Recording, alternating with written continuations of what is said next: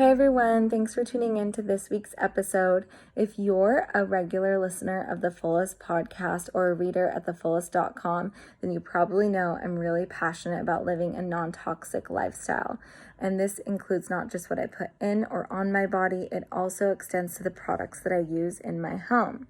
And traditional home scenting products just mask odors using chemicals and synthetic fragrances, which can be super harmful to breathe in on a daily basis. So I'm super happy and excited to announce our recent partnership with Vitruvi, a brand that creates beautiful diffusers and non-toxic essential oils naturally and safely scenting your space.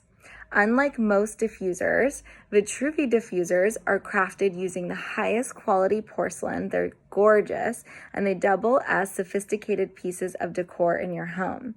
Vitruvi also blends unique aromas to help you set the mood as well. So I'm really excited that they're offering Fullest listeners and readers 20% off. All you have to do is go to their website and use code THEFULLEST at checkout, and you get your 20% off for first-time orders. So let me know what you think. Check them out. I'm really, really passionate about using aromatherapy when you're stressed out, when you're feeling bummed, or just need something to light up your day. It's really, really powerful, and it makes you just feel great. So let me know what you think. 20% off using code THEFULLEST. I'm really excited to be offering this to you guys. Thanks so much.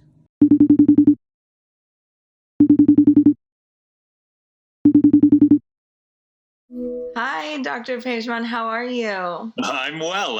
How are you? Good. Thank you so much for joining us today. You're welcome. Happy to be here. You might hear my son in the background. He's with his dad, but obviously being home, I'm just trying to find different places to hide during these phone calls. I've had visitors interject themselves into my call, so I totally understand. We have a 3-year-old who's stepped out right now, but I get it.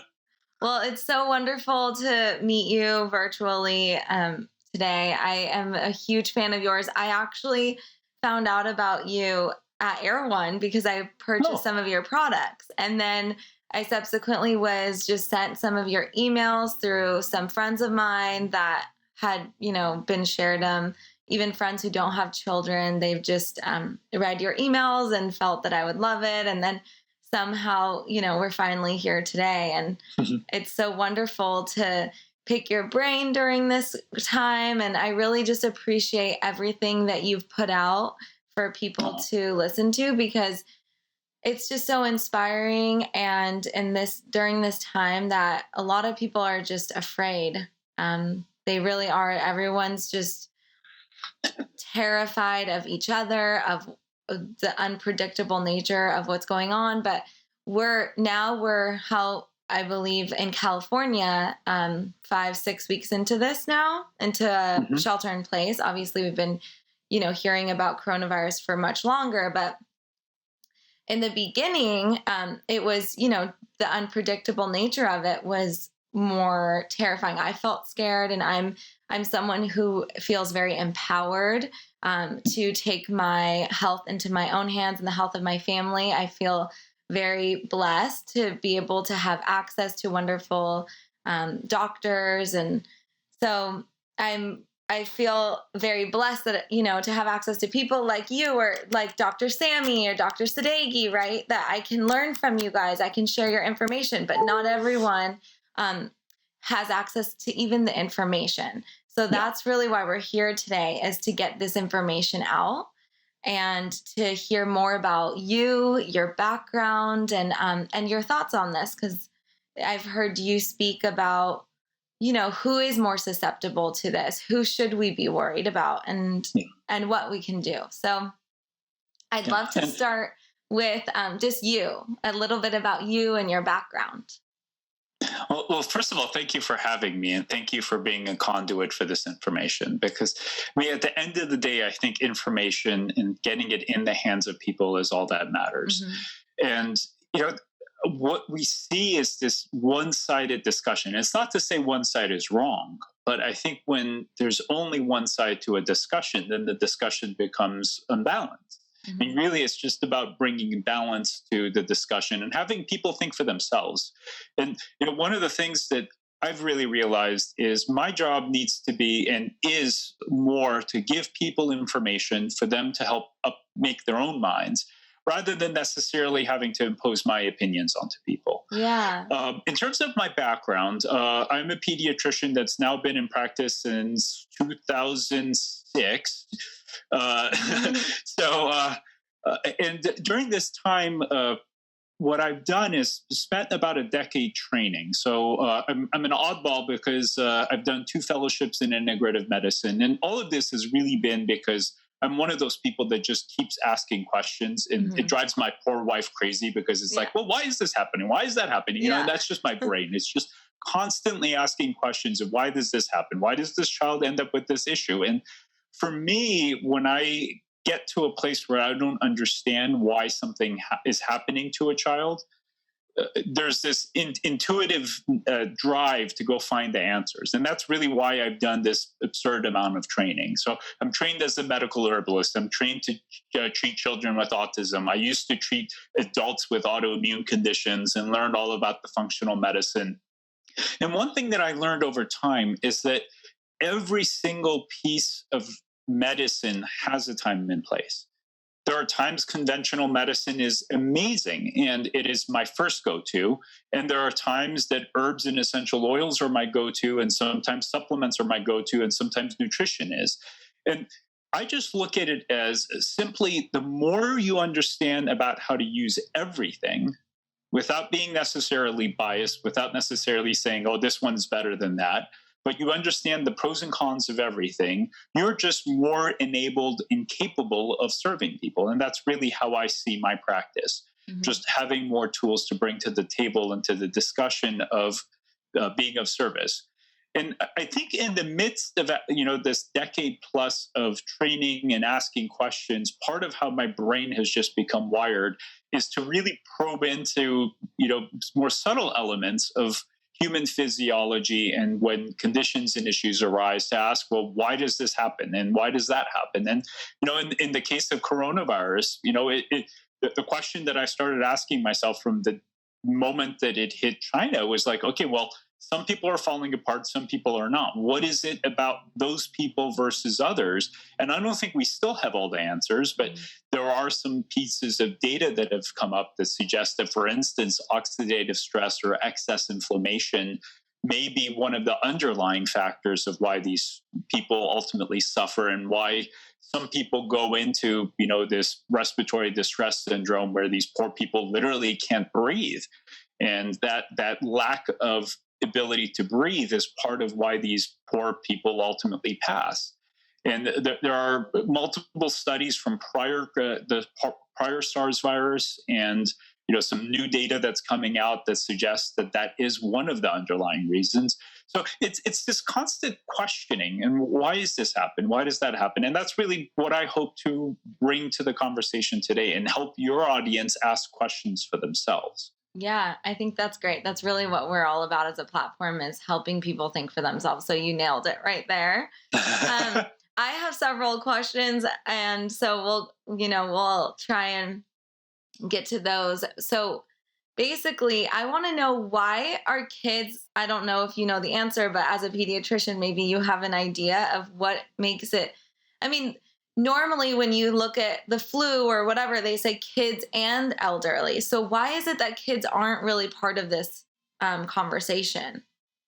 It's a really good question. And, as a pediatrician, one of the first things that stood out to me was that, because if kids were getting affected, I would be very paranoid, because we have 2 kids of our own. We have a 4-month-old at home. And obviously I'm responsible for the care of all of these children in my practice.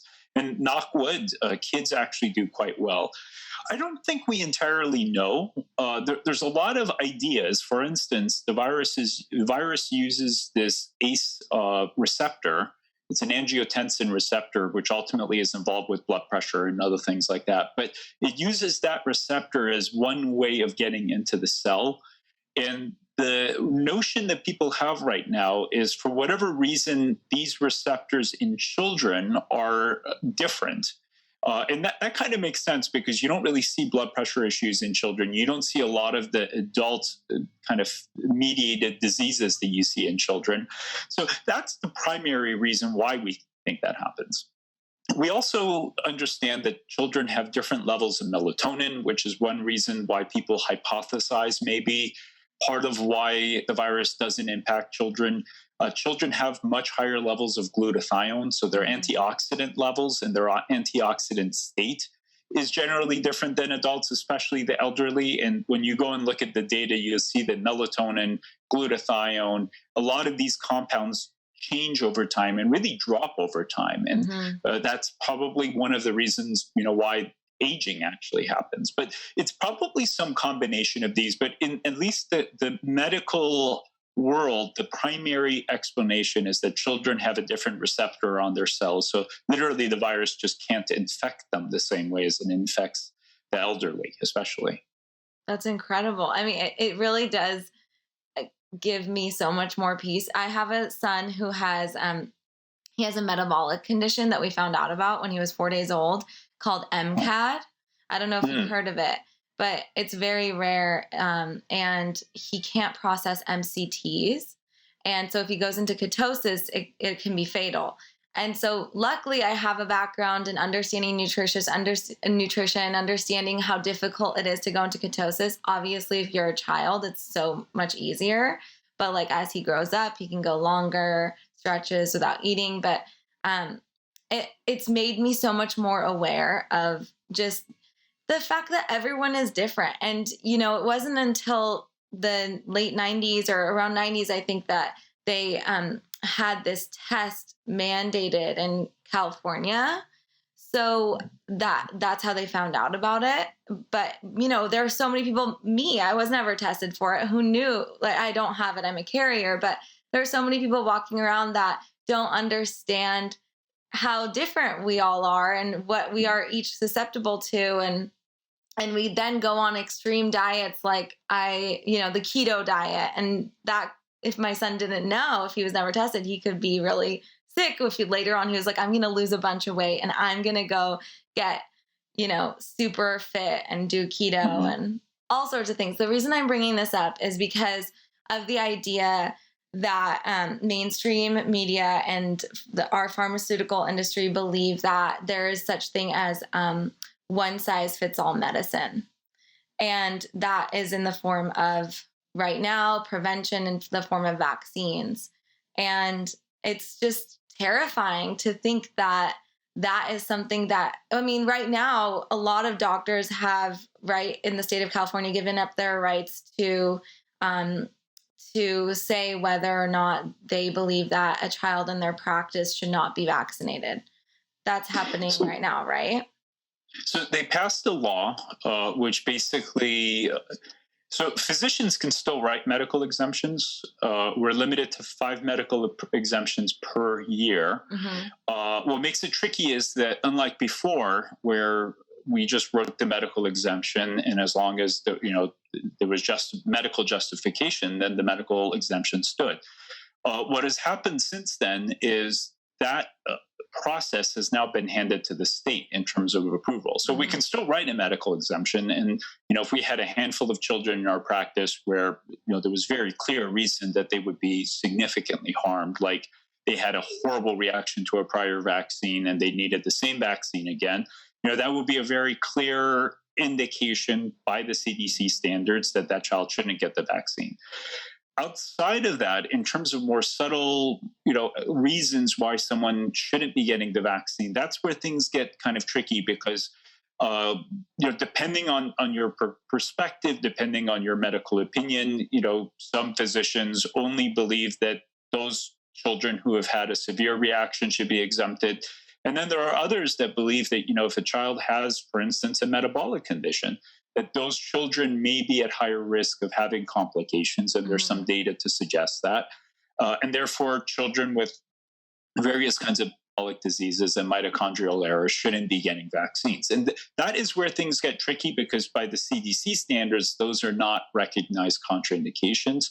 So the ability to write medical exemptions has been significantly limited, and now it is under the purview of the California Public Health Department to determine who should get it or not.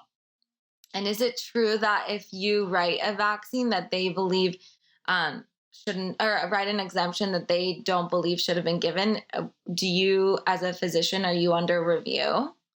Or so if you write 3 of them that are, or more than 5, but if you write 3 that they say, well, this was completely bogus, after the 3rd one, then they will put you under review and they can report you to the medical board for writing inappropriate medical exemption. So that is their right. And that's why most of us have decided basically at this point moving forward, unless there's a very, very clear CDC indicated contraindication, that we won't be writing medical exemptions, because it ultimately puts our ability to practice medicine at harm. And I mean, you kind of answered this, but how does that make you feel? I mean, it's unfortunate. It's unfortunate because I think there are many of us who believe that some children may be harmed in getting a vaccine, but at the end of the day, we can only do what the law allows us to do. Mm-hmm. So, going back to this idea of mandated vaccines and why it's so important that people have the choice, and mandated in terms of, not just children now, we're talking about the entire population here that could potentially have to or be forced to get the, let's say, coronavirus vaccine. That could be the first one, since it almost feels like everyone's just waiting inside of their house until this vaccine is created. And then once the vaccine is created, that'll help us go back to how things are normally, because now we have this idea of herd immunity, right? Right. But can you tell us a little bit about natural herd immunity and the difference between natural and induced with vaccines, and also just what, can you comment on this? Yeah, I think Sweden is actually a perfect example. So their public health official decided that waiting a year for any kind of pharmaceutical intervention was way too long. And he decided to take a very different approach and basically did not shut down Sweden's society and allowed people to continue congregating and socializing as they normally did, which a lot of people have considered very radical and potentially dangerous. And I think for all your viewers, they should be watching any news coming out of Sweden for the next 3 to 4 weeks, because we will find by the end of that period of time if that public health official, Dr. Tingle, I believe, was either absolutely crazy and he has committed tens of thousands, hundreds of thousands of his population, and Sweden has about a population of 10 million to death, which is what some people speculate. Or Dr. Tingle is an absolute genius, and he understood this virus process differently than others. And through his understanding, he has allowed Sweden to actually navigate these waters in a very methodical way so that they come out and ultimately have a certain degree of protection against this virus naturally derived through infection, so that they don't get second and third waves of this virus as other parts of the world will. And I mean, in a very, very simplistic fashion, the way to look at immunity and herd immunity is the body ultimately sees the virus, and the vaccines, basically the vaccines selectively present one piece of information from the virus. So some kind of protein, some kind of compound or chemical from the virus that would otherwise infect us. And it basically informs the immune system that, hey, this virus is lurking around, become alert to it. So if you see it, then you eliminate it before it has a chance to cause a problem. So it's like having a security team, except the security team doesn't know to look for a weird threat that maybe, the guys are camouflaged and they've never seen a threat that's camouflaged. So the camouflaged, intruders would be able to break into your body if your security team was not aware of it. And the vaccines would basically give them, hey, this is how the mask of these intruders looks like. If you ever see that mask moving around, attack it. Through natural immunity, obviously, if we get exposed to the virus and then we don't die from the virus, then what would happen is, at least at a theoretical level, and this is the part that gets kind of tricky, the body, in clearing the infection, would then create antibodies. So similar kind of thing, immune alertness to the virus. So if we were to get exposed to that same virus again, next time around, the body says, oh, I know you, and no, you're not coming into the body, and basically eliminates the small amounts of the virus that have been exposed to us very early on. So we essentially don't get an infection. The argument that the public health people are making is that they don't know, and frankly, they don't believe that natural herd immunity is possible against this virus. And what's interesting is, at least in some of the families that I care for, and there are some where I was absolutely convinced, and they were absolutely convinced that they got the infection. And at least when we did antibody testing via these little kits at home, in one family, half of them had it, and it was very clear they had it, and then the other half didn't have it, which was really weird. And then in another case, it was that the family that we think were families, several of them, that we think were exposed, didn't show it on that test. Now, is it that the test was defective? It's possible. I've actually questioned this, and all of our families know that the tests we had were not 100% accurate. But in one family where half of them got it and were positive, the other half, which we think were exposed, were negative. It begs the question of, does the immune system fully respond to this? The people that are negative, do they still have protection? And this is where there are a lot of unknowns, and that's where the conversation gets really, really complicated. But I think going back to the conversation in Sweden, right now, the public health expert, at least when I last checked about a week ago, believed that about 25% of their population had already been infected by this virus. They believe that somewhere around 60% is the kind of the magic number, at least from what I've read, that with the coronavirus, if 60% of the population has been infected and developed immunity, that's when you get herd immunity, which basically means so few people would be passing that virus around because now they have the protection against it, that the rest of the population will basically be okay. Because if the virus can't skip from person to person to person because the larger majority of the people are no longer getting infected or passing it, then the minority of the population will be protected by the majority, which is essentially the experiment that Sweden is running.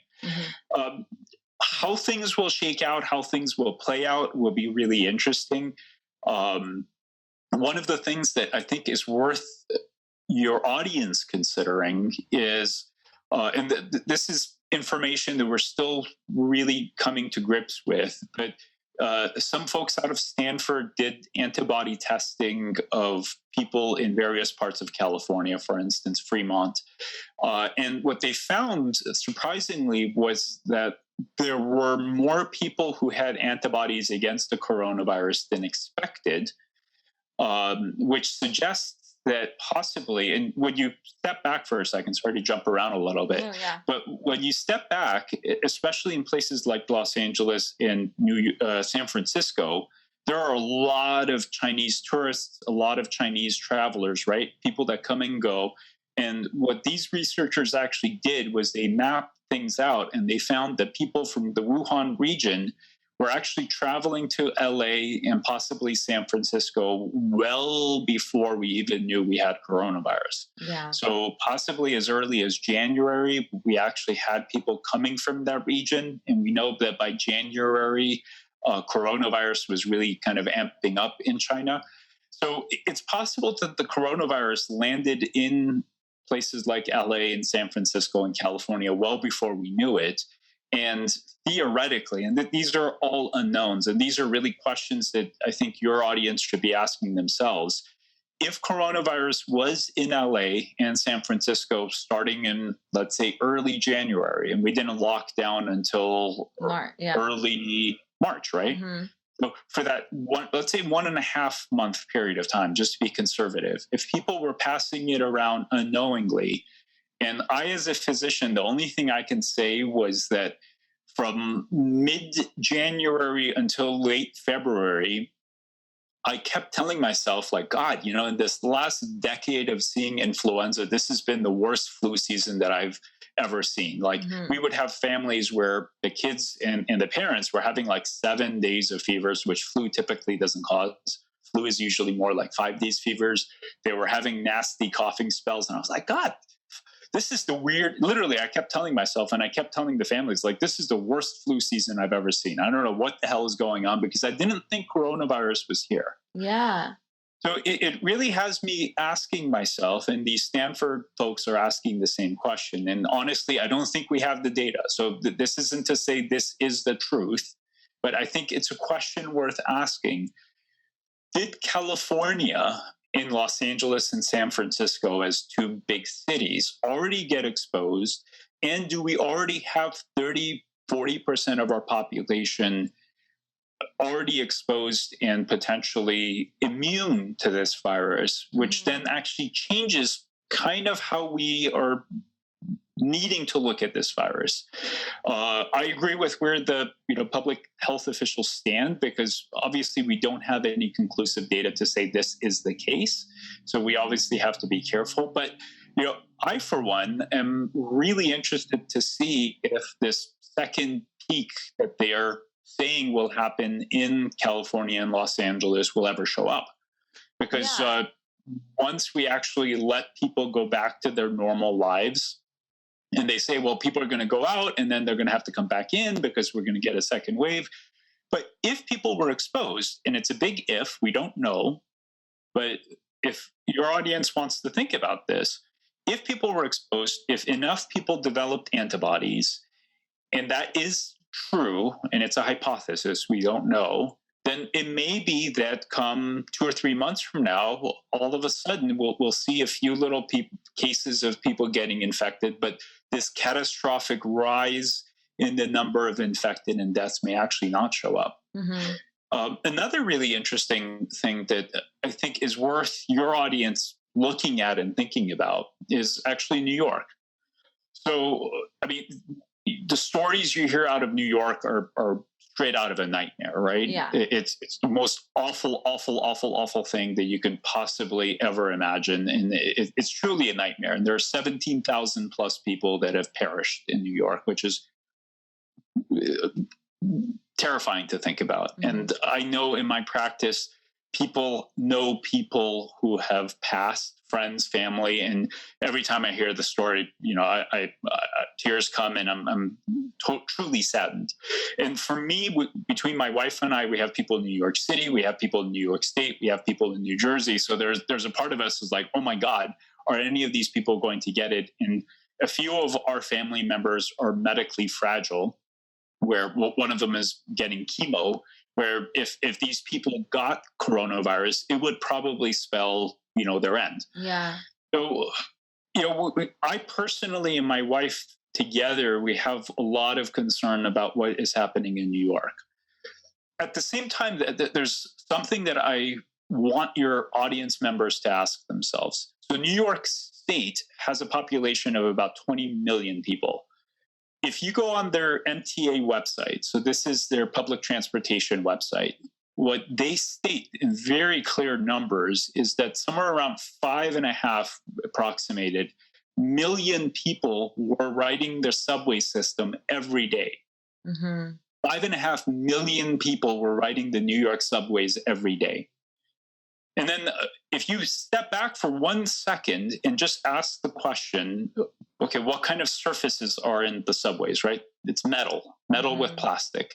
And we know that in metal and plastic, the virus sits on this surface for 3 days. You stand back, I'm sure you've been on the New York subways at some point, right? Yeah. So people are packed in like sardines, right? You're maybe, if you're lucky, you're 2 feet away from people. Usually it's a foot. So this social distancing of 6 feet versus 10 feet, forget about it. Back then, before people knew, everyone was up in each other's face. No one was wearing masks. You touch the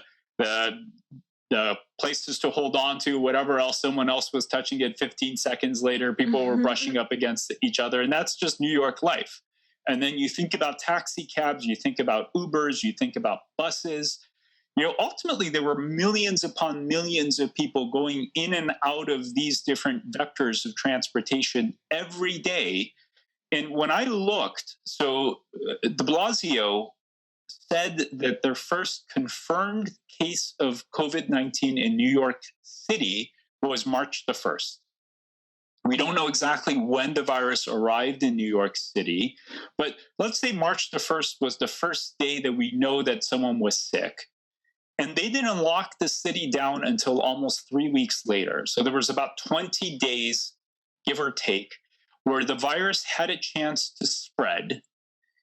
And it could have spread and probably spread through the subway system, right? Because there were at least a handful of people, if not tens of thousands of people, that had contracted this virus. Because we know it spreads like wildfire. One person passes it on to two others, and it just keeps increasing exponentially. Yeah. So one of the things that I want your audience members to ask is, if they stood back and just did the math for themselves, I'm not going to speculate what number this is. It's not my place because I don't have confirmed data to say anything. But I just want people to hypothesize for themselves. If there were 5.5 million people just through the subways, you add the buses and everything else, that number gets higher. But 5.5 million people per day going through this system, where chances are the virus was living on surfaces, it was living in people who were spreading it to other people as silent carriers, because we know that people early on don't have symptoms. We know young people never develop symptoms for the most part. How many people in New York State may have been exposed? And in this course of time, how many people may have ultimately developed immunity? And is it possible that New York State has already reached the place where they have developed herd immunity unknowingly? Mm-hmm. We don't know. We really don't know. And I don't think we will know for a period of time. But just like with Sweden, and frankly, in my own state here in California, one of the things that I'm really curious about, and what I'm scanning the news for, is in about 1 or 2 months' time, when New York City and state ultimately open back up, will they start seeing a resurgence in the number of deaths and in the number of infected? Mm-hmm. And there's a possibility that they will not. That all of a sudden their numbers keep coming down, and they keep coming down, and they keep coming down, and they keep coming down. And then it just stays in a low baseline number and actually doesn't spike back up, which would actually suggest that herd immunity was already established. The majority or enough people in the population already got the infection, produced protection against it, and are no longer passing it back and forth. I think to answer the question about how does herd immunity work, how significant is it, how helpful is it, every single person watching the show and every person kind of looking and asking the question about vaccines and how will all of this work, they should be watching Sweden, they should be watching the future of California, and watching the future of New York.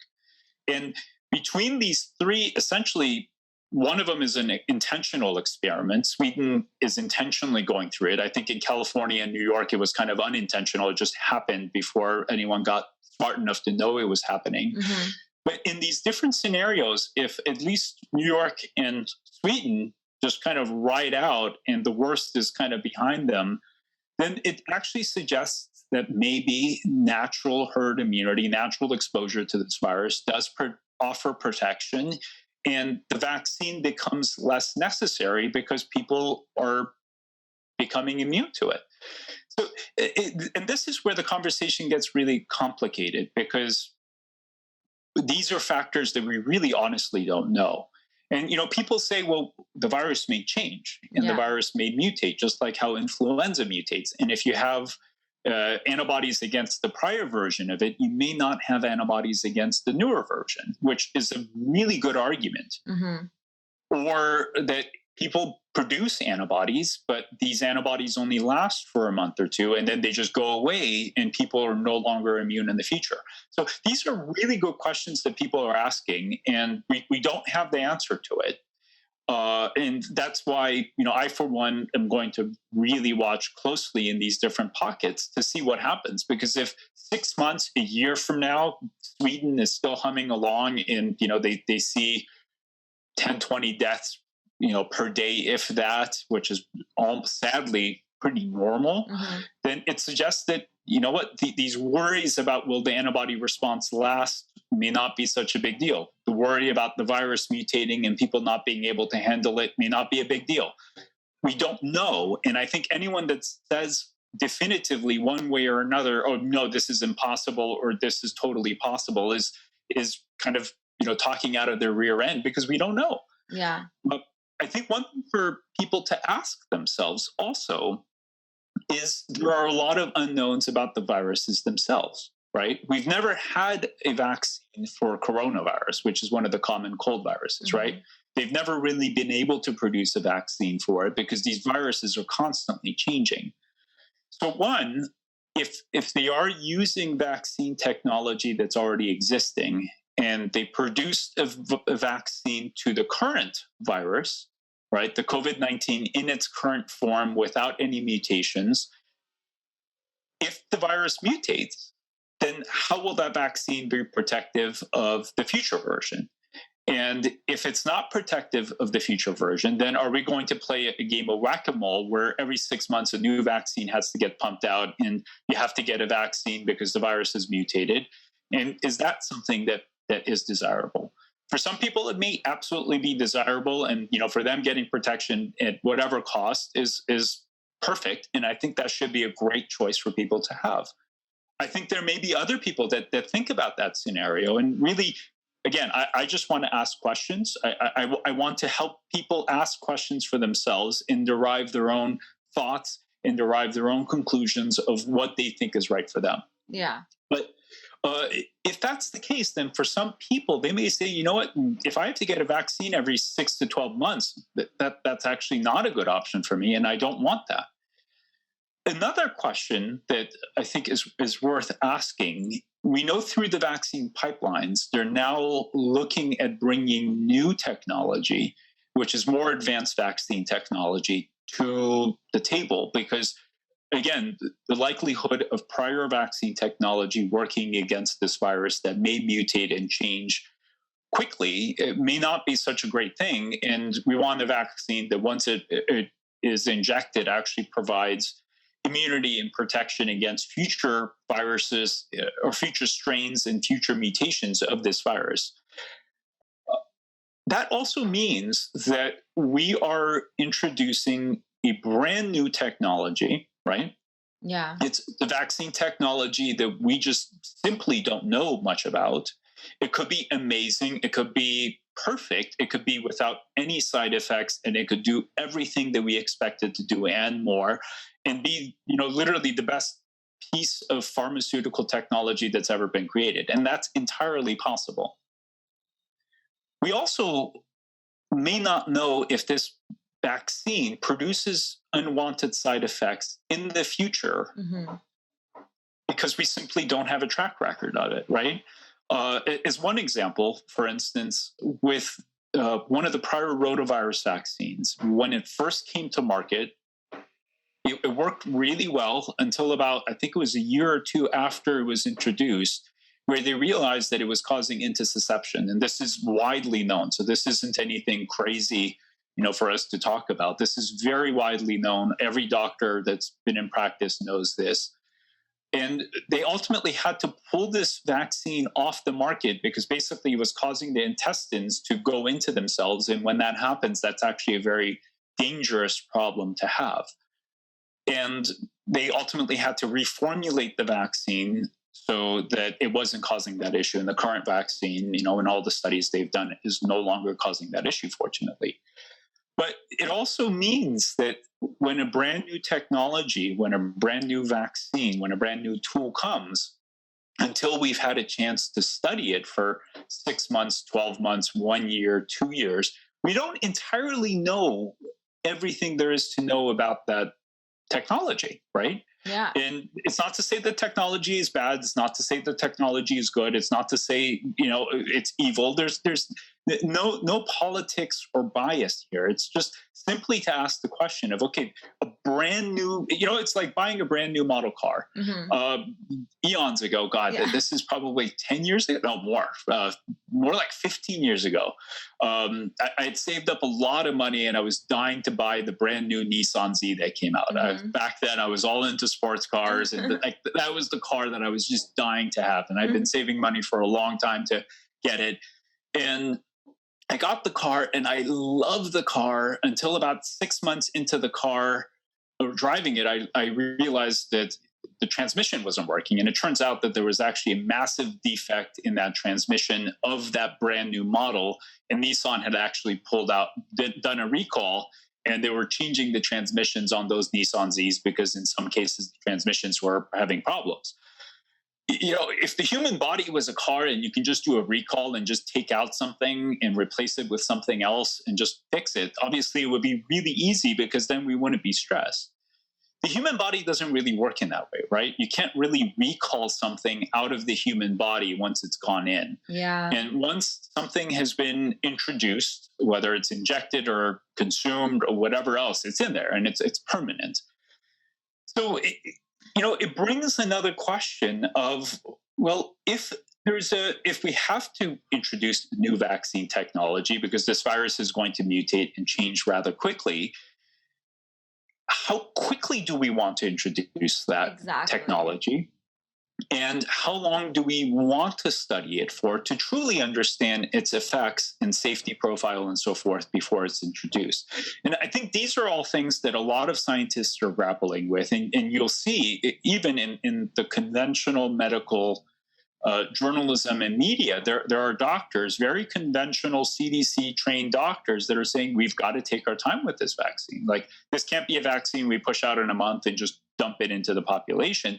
Because those doctors are asking exactly the same question of, well, we don't know. We don't know. We need to study. We need to understand. We need to really wrap our head around this new tool to really see how it should be used, how safe it is, and so forth. And these are all the questions that I think everyone should be asking, whether you're a physician, you're a patient, you're pro-vaccine, anti-vaccine. I think none of these things are that important, because I think as human beings, we just need to be asking these. And these are conversations that I have with my wife.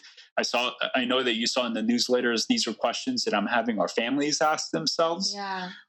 Because the more we think about things, the more we talk about things, the more informed we become.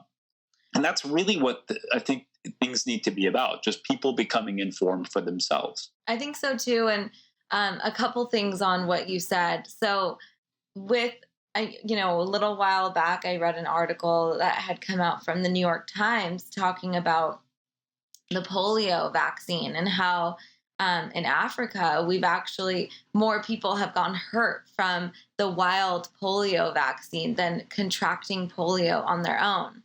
So like you're saying, I think it's important that people are aware that just because you're injecting something in your body that you think is going to keep you safe from one thing, it could cause so many other reactions. And everyone should just do their own homework and really have like a pro versus con sheet in their house saying, okay, like, what are the reasons why I'm taking this? What are the reasons why I maybe wouldn't want to? What are the side effects of this? Do I have an autoimmune condition? Could this make my autoimmune condition worse? Like, what do I currently have?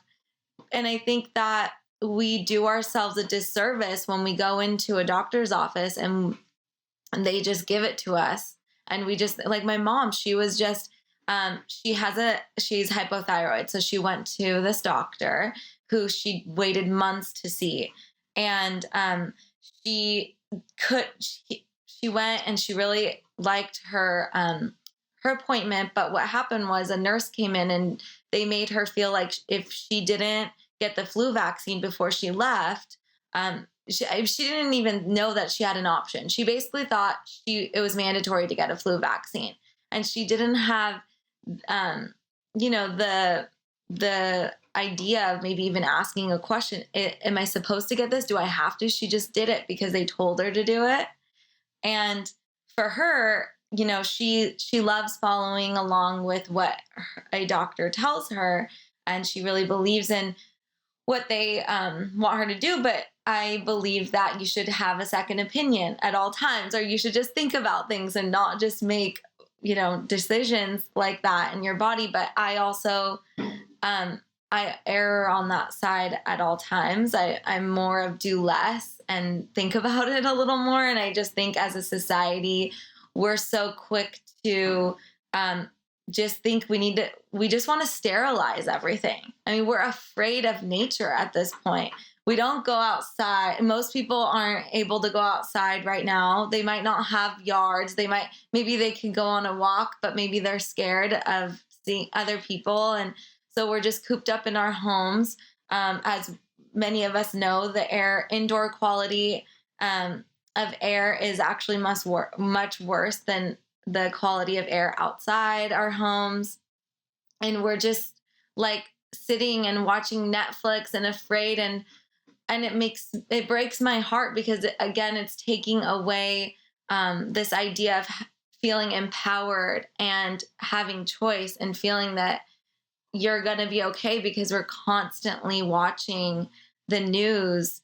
And this goes, sorry, I'm like going on so many tangents, but this goes into like the Sweden thing, right? Like I've been following along Sweden, but how many media outlets there are that are contradicting each other. And so many outlets are saying Sweden's regretting what they're doing. Or then you have someone else saying, oh my gosh, Sweden is getting herd immunity. The curve is flattening there.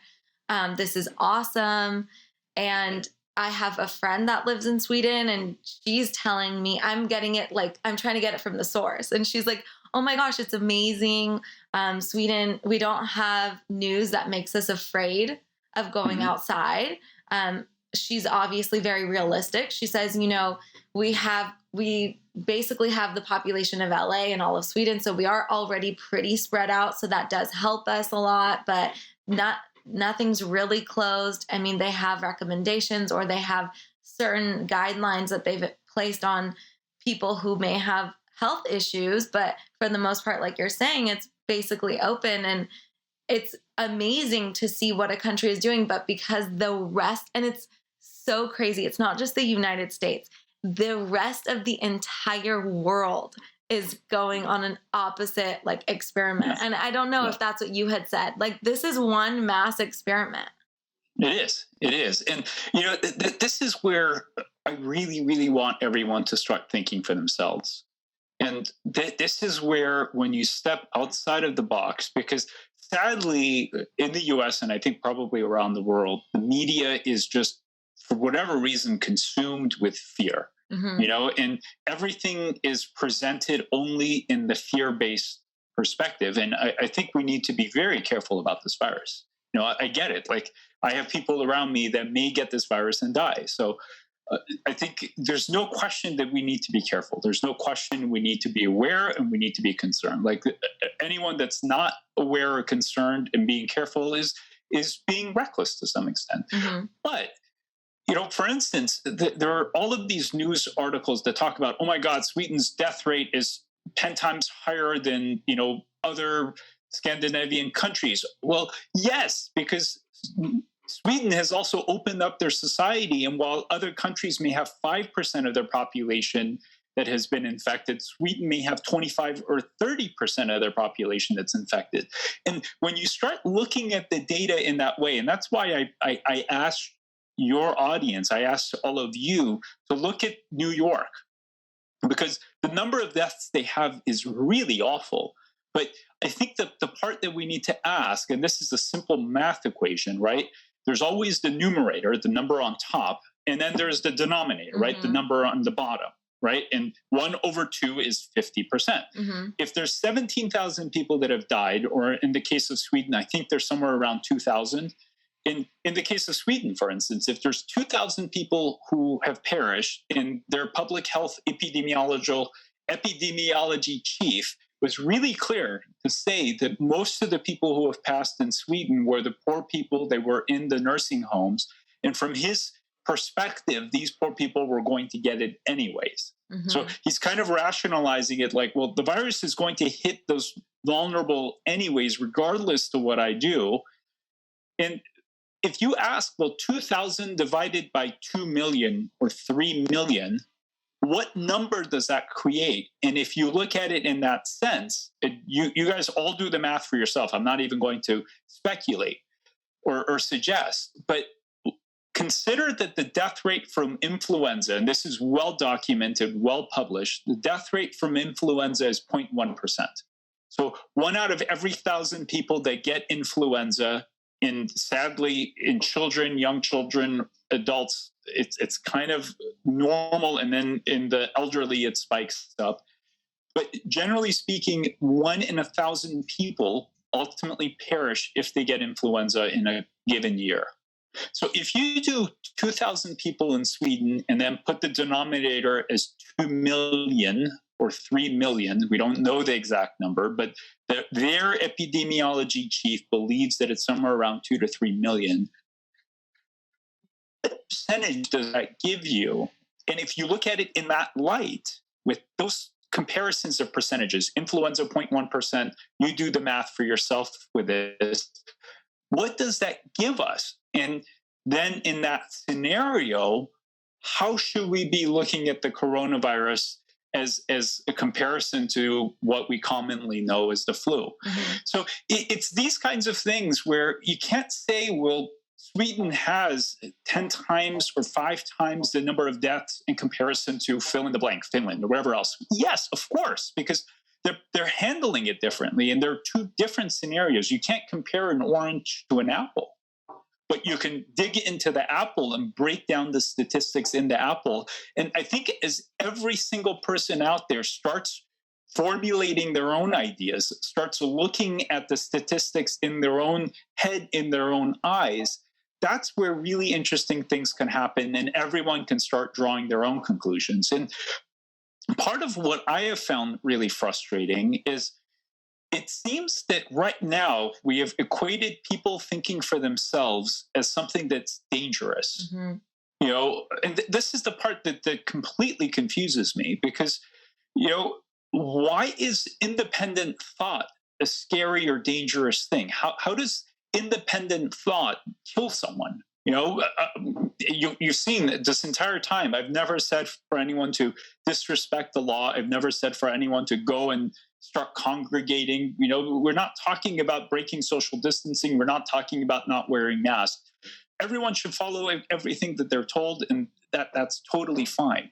But why is it that for people to critically look at data and to think about data in a way that's presented other than what they have been told through whatever news channel they're following, why is that a problematic thing? And why is that dangerous? And this is the part that I frankly don't understand.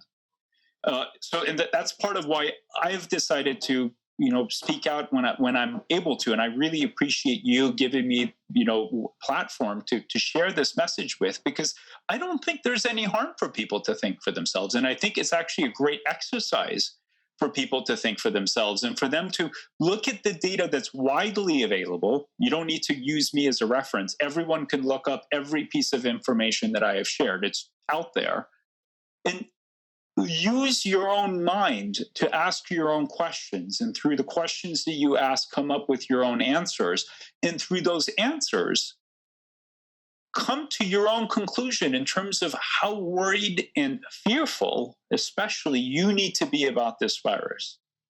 Because I personally believe that fear does not necessarily give us any protection. In fact, I think fear is actually limiting our ability to handle this virus if we ever got it. There's a ton of information out there for anyone that wants. If you want to Google chronic stress and immunity, there's one study after another, literally hundreds, if not thousands of studies that suggest that chronic fear and chronic stress actually disable our immune system. They compromise our gut immunity. They weaken our total immunity.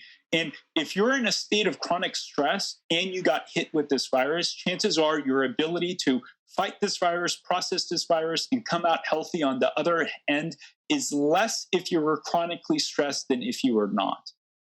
So I, for one, part of what I've been really pushing for the families in my practice is to let go of fear, to let go of stress, because those are not helpful in any way, shape, or form when it comes to our current time and our current challenge in facing this virus. Yeah, I completely agree. And I think part of doing that means distancing ourselves from watching TV all day and reading the headlines and being addicted to this number. I mean, I know so many people in my family that are constantly checking the number every hour to see how many deaths there were.